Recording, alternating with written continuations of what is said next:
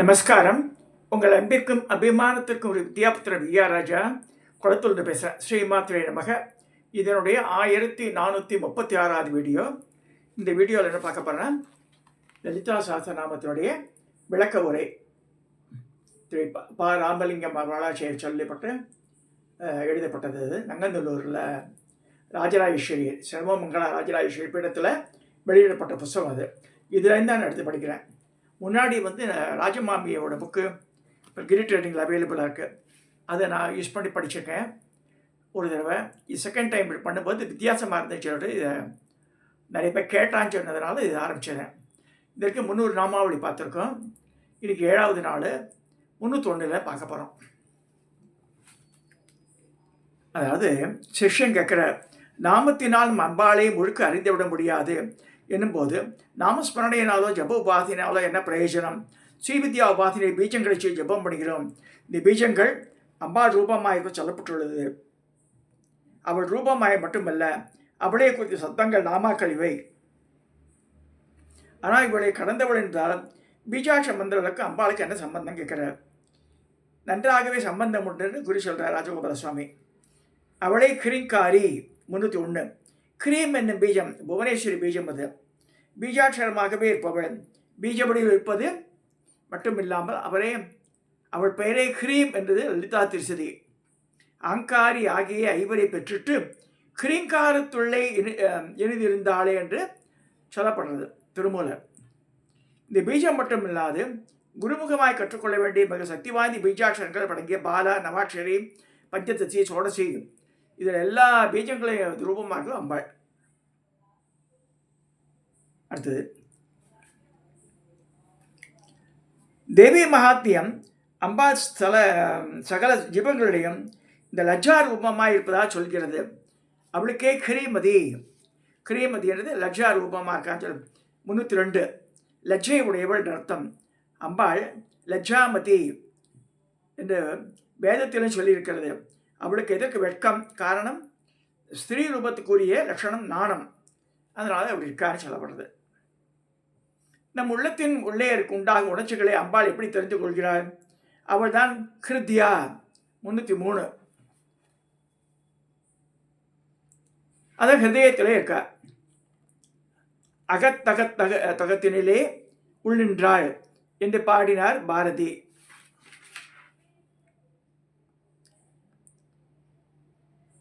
அவள் வேண்டுதல் வேண்டாமை இல்லாதவள். கேயோ பாதேய வர்ஜிதா 304. அவளுக்கு கொள்ளத்தக்கது ஒன்றுமில்லை, அள்ளத்தக்கதும் ஒன்றுமில்லை. விருப்பு இல்லாதவள். வேண்டியவன் வேண்டாதவன் கிடையாது. அதனால் கேயோ பாதேய வர்ஜிதான்னு சொல்லியிருக்கு. அவள் அனுகிரகம் யாருக்கு பண்ணுற? பணக்காரன் மட்டும் இல்லை, பிச்சைக்காரனுக்கு அவளுக்கு அனுகிரகம் பண்ணுவாள். ராஜாதிராஜனுக்கு அனுகிரகம் பண்ணுறார். ராஜாதிராஜன் என்பதற்கு அம்பாளை ஏன் வேண்டன்னு கேட்டால், வெறும் புகழ்ச்சிக்காக இப்படி சொல்லப்படுகிறதா? புகழ்ச்சி இல்லை, உண்மை. அம்பாளுக்கு ராஜராஜாட்சிதா 305 என்று ஒரு பெயர். ராஜாதிராஜர்களும் பூஜிக்க வேண்டிய தெய்வம். இங்கெல்லாம் மைசூர் பேலஸ் எல்லாம் போனால் அப்போ ராஜராஜேஸ்வரி தான் மெயினாக இருக்கும். அட்ரஸில் பெரிய பல அரண்மனைகளை பார்க்கலாம். பெரிய கோடீஸ்வரா வீட்டிலலாம் பார்த்தா ராஜராஜேஸ்வரி இருக்கும். ராஜராஜேஸ்வரி படத்தை அதில் வச்சுட்டாலே அவள் சகல போகத்துக்கும் அவளுக்கு கிடைக்கும் சொல்லியிருக்கு சாஸ்திரங்கள். உண்மையானது.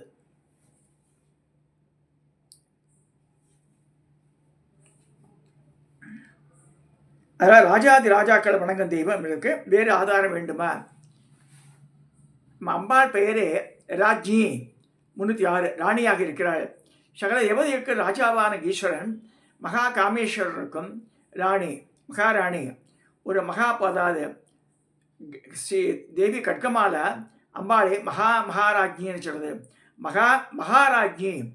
அத்தனை ராஜாதி ராஜன்களும் அவளுக்கு மேல் ஆட்சி செய்யும் ராஜாக்களும் நிச்சயம் வணங்க வேண்டியவள் அவள். ஸோ எல்லாமே மகா தான் அவளுக்கு. மகாராணி, மகாசக்தி, மகா அழகி எல்லாமே. ஸோ மகாராணிக்கு மகாசக்தி இருக்குத்தான் செய்யும், இல்லை என்று ஆட்சி பண்ண முடியாது. என்றால் அவள் பெயரே ரம்யா. அழகி எப்படி இருக்கா? ரம்யா. ரம்யானா ரொம்ப அழகாக இருக்கான்னு அர்த்தம். 307 மதன கோடி மஞ்சுள தாகாத்திரி என்று தர்ம சம்பர்த்தினியை பாடினார் தாயுமான தியாகராஜர். பிரம்மா, விஷ்ணு, இந்திரன் இவளுக்கே தேவியின் அழகை வர்ணிக்க சக்தி இல்லை என்று சொல்கிறார் சங்கரர். ரம்பை, மேனகை, ஊர்வசி போன்ற தேவஸ்ரீகள் மொத்த அழகும் கூட தேவியின் அழகின் ஒரே துளிக்கே ஈடாகாது. சந்தோஷம் தரும் மகா அழகியான மகாராணி. அவள் அழகை பற்றி சொல்ல முடியாது. ராஜீவ லோச்சனா 308 என மான் போன்ற விழிகளை உடையவள். எனவே நாம் பார்த்தபடி ஒவ்வொரு அவயமும் அழகின் லட்சணமாய் அமைந்திருப்பவள். அவள் சௌந்தரியத்தை தியானம் பண்ணினாலே மனதில் நிறைந்தவுடன் சொல்றார்.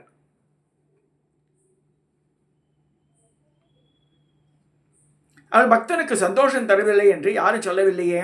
அவள் பெயரே ரஞ்சனி. 309 பக்தர்களை சந்தோஷப்படுத்துபவள். வெறுமனை சிம்மாசனத்தில் அழகாக்கு குளிவிருந்து அதிகாரத்தை பிரயோகம் பண்ணி ராணி இல்லை அவள். நம்மை சந்தோஷப்படுத்தி நம்ம சந்தோஷத்தை பார்த்து தானும் சந்தோஷிக்கிறான்னு சொல்லிருக்கு. 309 அது. இப்போ ரமணி 310 என்னபடியாக பக்தர்களால் நம்முடன் விளையாட்டாக பழகுபவள். சாமானியமாக குழந்தைக்கு ஏற்றாற்போல் தாய் விளையாடுவது இல்லையா? குழந்தை இது பண்ணு, இது பண்ணு, அம்மா அப்பா இப்படிலாம் சொல்கிறாள் அம்மாக்காரி. அதே மாதிரி அம்பாள் நம்மளோட விளையாடுறான்னு சொல்கிறது. 310 ரமணின்னா நல்லவருக்கு நடுவில் விளையாடும் வள்ளி என்று பாடினா கருவூர் சித்தர். அவள் நம்முடன் விளையாட காரணம், அவளுக்கு காரணம் எதற்கு இருந்தாலும் சொல்கிறேன் கேள். வாழ்வில் ரசம் முக்கியம். ரசமில்லாத வாழ்க்கை ஜட வாழ்க்கை. ரஷ்யா 311 என்னபடியாக வாழ்வில் ரசத்தை கூட்டுபவள் அம்பாள். பலவித ரசங்கள் நம்ம வாழ்வில் அனுபவிப்பதனால்தான் வாழ்க்கை சுவாரஸ்யமாக இருக்கிறது. திருவிளையாடல் புராணம் முழுக்க சுவாமி தம் பக்தருடன் விளையாடிய சரித்திரங்களுடன் விறக வெட்டியா வராம், மீன வராம், நிறைய கதைகள் இருக்கு. அந்த அந்த பலவிதமான ரசங்களை காமிச்சிருக்கிறதுல அம்பாள் ரணத் கிங்கிணி மேகலா 312 ஒலிக்கும் சலங்கைகளுடன் கூடிய ஒட்டியான் மனித ராஜராஜேஸ்வர் கூட நரசிம்மா கோவில் கட்டும்போது அவர் இந்த மேகலைன்னு ஒரு ஆபரணத்தை பண்ணார். சலங்கையெல்லாம் கட்டி ஒட்டியான மட்டம் பண்ணார் வெள்ளியில். அது கட்டுவா புடவை கட்டிட்டு. ரணத் கிங்கிணி மேகலா 312 இந்த சலங்கை ஒலியையும் தான் கேட்டிருப்பார்கள். அம்பாளை நேரே தரிசனம் பண்ணக்கூடிய பக்தர்கள் சலங்கை ஒலியை தான் கேட்டிருப்பார்கள். ஒருவேளை அவள் அழகில் லயித்து போய்விட்டால் இந்த காதில் விழாது போகலாம். அவளுக்கு ரமா 313 பெயர். லக்ஷ்மி ரூபமாக இருப்பார். ரமான பாணி ரமா சேவிதாம் சொல்லி சரஸ்வதி லக்ஷ்மியும் அவளுக்கு பணிவிடை செய்யலான்னு சொல்லிருக்கு. இந்த ரமான்னா லக்ஷ்மி அந்த அந்த ரூபமாக இருக்கா. லோக வழக்கிலேயே பார்க்க லட்சணமாக இருக்கும் ஸ்திரியை லக்ஷ்மிகரமாக இருக்கா அந்த அம்மாவை பார்த்தா. அப்படி சொல்கிறோம். நம்ம எத்தனையோ பேர் பார்க்குறோம். சில பேர் மனசில் நிறைஞ்சிடுறா. நல்ல தோடு மூக்குத்தி இதெல்லாம் போட்டுட்டு மஞ்சள் பூசிய முகத்தோடு வரும்போது காட்டன் புடவை கட்டியிருந்தா கூட சரி, தேவையில்லாத அலங்காரம்லாம் பண்ணிக்காமல் ரொம்ப சிம்பிளாக வந்தால் கூட லக்ஷ்மி. அம்பாள் இங்கே ஒரு I want got an instant.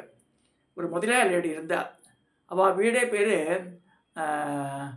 அம்பான்னு தான் பேர். அந்த அம்மா பேர் அம்பா. ஜவஹர் நகரில் இந்த மெயின் ரோட்டில் இந்த 4 சொத்து சேரும். திருவிக்கா நகர் பெரம்பூர்லேயே வர்றது, இந்த பக்கம் அகரம் போகிறது மாதிரி. அதில் ஒரு மெடிக்கல் ஷாப் வாசலில் இருக்கும் அவள் வீடு. அந்த அம்மா பேர் அம்பா. அப்புறம் முதலியார் வகுப்பு அவள்.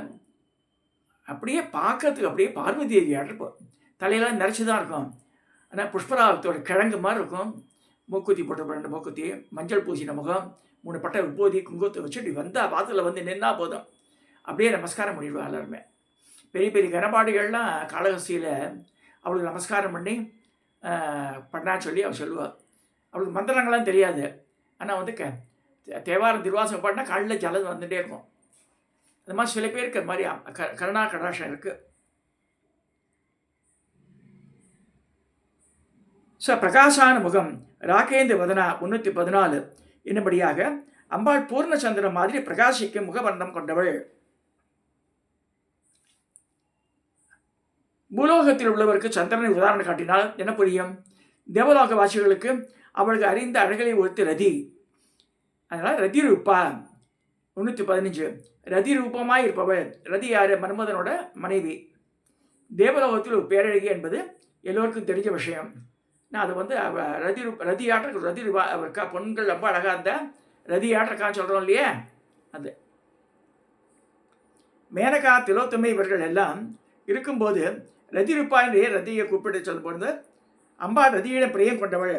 ரதி பிரியா, ரதிரூபா 315, ரதி பிரியா, ரதி மேலே ஆசை அம்பாளுக்கு. அதனால தான் மன்மதனை பழக்கி வைக்கிறார் திருப்பியும்.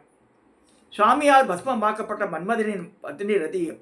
அதன் பின் ரதியானவள் அம்பாளை வேண்டி பிரார்த்தனை செய்து பண்ணவும் அம்பாள் அவளுக்கு மறுபடியும் உயிர்த்தரார். ரதி பிரார்த்தனையை செய்யுமெடுத்து அவள் கணவனான மன்மதனை உயிரிடம் எழுப்பி ரட்சித்தார் போல் நமக்கும் பண்ணுவாளா? ரதி போல் பிரார்த்தனை பண்ணினால் நிச்சயம் பண்ணுவாள். அம்பாள் ரட்சாகிரி 317 காப்பாற்றுக நிச்சயம் நம்மை ரட்சிப்பாள். நம்மை ரட்சித்தாலும் சரி, நம் சத்துருக்களை ரட்சித்தால் நம் கதி என்ன ஆகுதுன்னு கேட்குறாரு சிஷ்யர். அவளுக்கு தெரியாத துஷ்டர்களை அழிப்பவள் தேவி. ராட்சசக்னி 318 ராட்சசர்களை சம்ஹாரம் செய்பவள் அவள். அம்பா ஸ்ரீமந்திரமான ரூபம் உடையவள். இதனால்தான் ராமா 319 என்று அவளுக்கு பெயர். அவள் ரூபம் ஸ்ரீரூபம் மட்டுமே. இதனால்தான் லோகத்தில் உள்ள எல்லா உயிரங்களிடம் பெண் வடிவில் உள்ள எல்லா ஜீவன்களுமே தேவியின் அம்சம் என்று சொல்லப்படுகிறது. ஸ்திரிய சமஸ்தா சகலா ஜகஸ்ஸு என்று தேவி மகாத்மியம் சொல்றது. லோகத்தில் பொதுவாக பெண்ணானவள் தன் அன்பு கணவருடன் சேர்ந்து இருக்க ஆசைப்பட்டது போல் தேவிக்கு உண்டு. ரமண ரம்படா 320 தன் பதியுடன் சேர்ந்து ரமித்திருப்பதில் விருப்பம் கொண்டவள். எந்த ஒரு மனைவி தன் கணவனுடன் சேர்ந்து இருப்பதில் விருப்பம் உள்ளவளாய் எப்போதும் இருக்கிறாளோ அவளை அம்பாளுக்கு பிடிக்கும். பதிவிரதைகள் இப்படிதான் இருப்பார்கள். இவ்வாறாக பதிவிரதைகள், யோகிகள், குழந்தை உள்ளே படைத்தவர்கள் என அம்பாளுக்கு பிடித்தவர்களை பற்றி ஒரு கணக்கே சொல்லலாம் சொல்றார். காமியா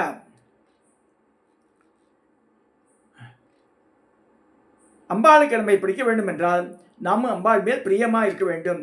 காமியா 321 எல்லாராலும் விரும்பப்படுபவள். நிஜமான பக்தர்கள் எல்லாரும் விரும்பப்படுவள் அம்பாள். பக்தர்களால் பிற தெய்வங்களும் தான் விரும்பப்படுகிறாள். தெய்வம் மட்டுமில்லை, ஈஸ்வர இனத்தை காதலாகி கசிந்து கண்ணீர் மல்கி அடியார்கள் உண்டு. அந்த ஈஸ்வரனாகி இருப்பதும் அம்பாள் தான். காமகலா ரூபா 322 என்னும்படியாக காமேஸ்வரியாக சேர்ந்திருப்பவள் அம்பாள். தியானம், ஆபாகனம் மற்றும் சோத்திரத்துடன் புஷ்பத்தையும் குறிப்பாய் சொல்வது காரணம் ஏனென்றால் அம்பாள் புஷ்பப்பிரியா, கதம்ப குதும பிரியா 323 கதம்பம் முதலிய புஷ்பங்களில் பிரியம் கொண்டவள். மலையில் வசிக்கும் அம்பாளுக்கு கல்யாணி என்ற பெயர் 324 அவள் வசிக்கும் மலையில் பூக்காத புஷ்பங்களா? அவள் புஷ்பங்கள் சூழப்பட்டவள்.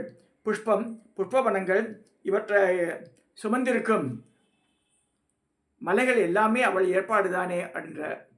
ஜெகதீகந்தா 325 அம்பாள் ஜகத்துக்கே மூல காரணம், உலகுக்கு வேர் அம்பாள். கந்தம் என்றால் கிழங்கு, பூமியில் வேருடன் சேர்ந்திருக்கும் கிழங்கு. மலைகளை சம்பந்தப்படுத்தியும் பின்னர் இப்போது பூமியை சம்பந்தப்படுத்தியும் பார்த்தோம். கடல் தான் பாக்கி. கடல் சம்பந்தமும் உண்டு. கருணை கடல் அம்பாள். கருணார் ரச சாகரா 326 பேராது நின்ற பெருங்கருணை பேராறு என்று போற்றுகிறது திருவாசகம். கலைகள் எண்ணிக்கை உட்பட்டது. மொத்தம் 64 கலைகள்.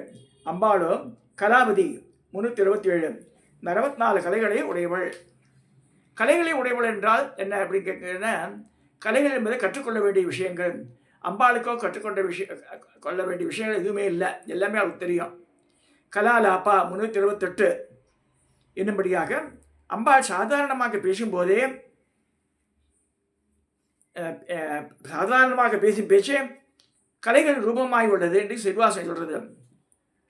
பாலையும் தேரையும் பாகையும் போலும் பனிமொழி என்றபடி அவள் மதுரமான வாக்கை உடையவள். வாக்கில் மட்டுமா மதுரம்? எல்லாவற்றிலும் தான். முக்கியமாக ரூபத்தில் காந்தா 329 காந்தி பொருந்தியவள் அம்பாள். நமது மனத்தை லயிக்கும்படி அழகுள்ளவள். அம்பாளே உத்தமமான மதிவில் பிரியமுடையவள் என்று அழைக்கப்படுகிறாள். அவள் காதம்பரி பிரியா. காதம்பரி என்பது உயர்ந்த கடம்ப புஷ்பத்திலிருந்து எடுத்த மதுதான் காதம்பரி. பக்தனை மனதில் உள்ள ஆனந்தமாக உத்தம மது என்று சொல்லலாம். லோக வழக்கில் பொதுவாக மது பானம் பண்ணியவர்கள் ஒரு மாதிரி நிலையில்லாமல் சந்தோஷமாக காணப்படுவார்கள். இந்த உத்தம மதிப்பின் காரணமாக ஏற்படும் சந்தோஷத்தால் அம்பாள் என்ன செய்கிறாள்? வரம் தருகிறாள். வரதா 331.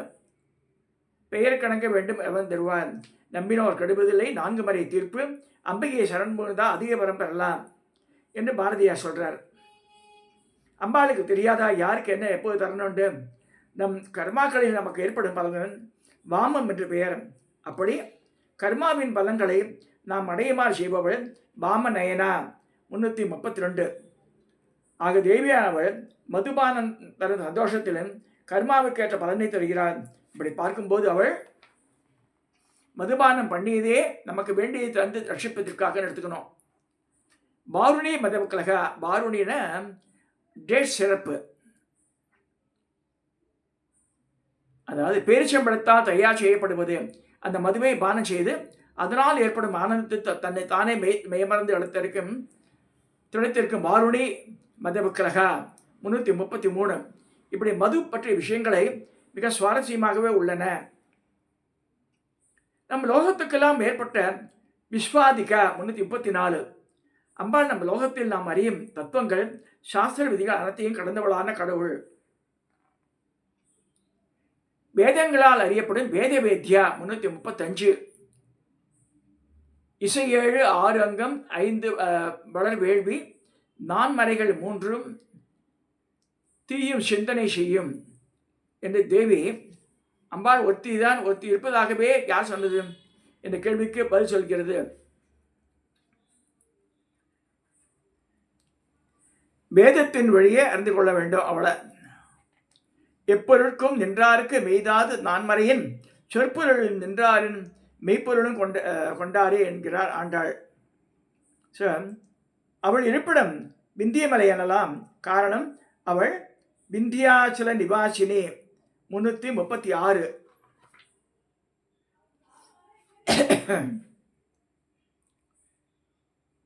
அவள் சுகத்தையும் எல்லாத்தையும் தியாகம் பண்ணிட்டு கனலாய் தகிக்கும் தவத்தில் விருப்பம் உள்ளவள் என்பதனால் அவள் நிஜஸ்வரூபம் என்ன? குரு சொல்ற க்ஷேத்திரமே அவள் நிஜஸ்வரூபம், க்ஷேத்திரஸ்வரூபா 341. இந்த சரீரமே நாம் வசிக்கும் க்ஷேத்திரம் என்கிறார் பகவான் கிருஷ்ணர் அர்ஜுனனிடம். ஸோ க்ஷேத்ரேசன் என்று அம்பாள். க்ஷேத்ரசி 342. க்ஷேத்திரங்களுக்கு தலைவி என்று கொள்ளலாம். க்ஷேத்திர பாலனி 343. என க்ஷேத்திரம் க்ஷேத்திரஜன் இருவரையும் அவளே பரிபாலிக்கிறாள். க்ஷேத்திரங்களோ மகிமை பொருந்தி சில காலமும் பின்னர் காலதோஷத்தால் மகிமை குறைந்தும் க்ஷீணமாகி விடுகின்றன. அம்பாள் இப்படி மகிமை நிறைந்தும் குறைந்தும் இருக்க முடியாதே, கட்டாயம் முடியாது. க்ஷயர் வித்தி விரிமுக்த 344. என்னபடியாக க்ஷயம் என்றளவும் குறையிறது, விருத்தி என்றும் நிறைவும் இவ்விரண்டிலும் பாதிக்கப்படாதவள் அம்பாள். அதே மாதிரி அவ்வாறெனில் க்ஷேத்திரங்களை காப்பாற்றுபவர்களுக்கு அம்பாளே வேண்டி அந்த க்ஷேத்திரங்கள் குறைவு இல்லாமல் சேர்த்து விடலாம் எனும். அப்படித்தான் அம்பாள் க்ஷேத்திர பால சமர்ச்சிதா 345.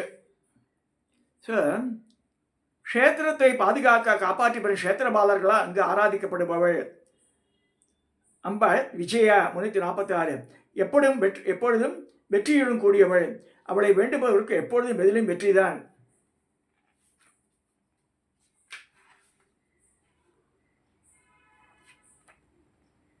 எந்த விதமான தோஷமே இல்லாத வஸ்து ஒன்று உண்டு என்றால் அம்பாள் தான்.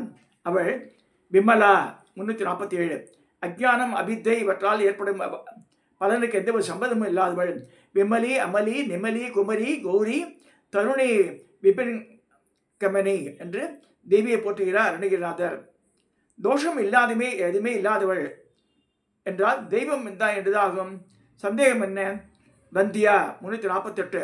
என்னபடியாக அம்பாள் எல்லாராலும் வணங்கப்படும் தெய்வம்தான். வணங்குபவர்களுக்கு அவள் செய்யும் நன்மை.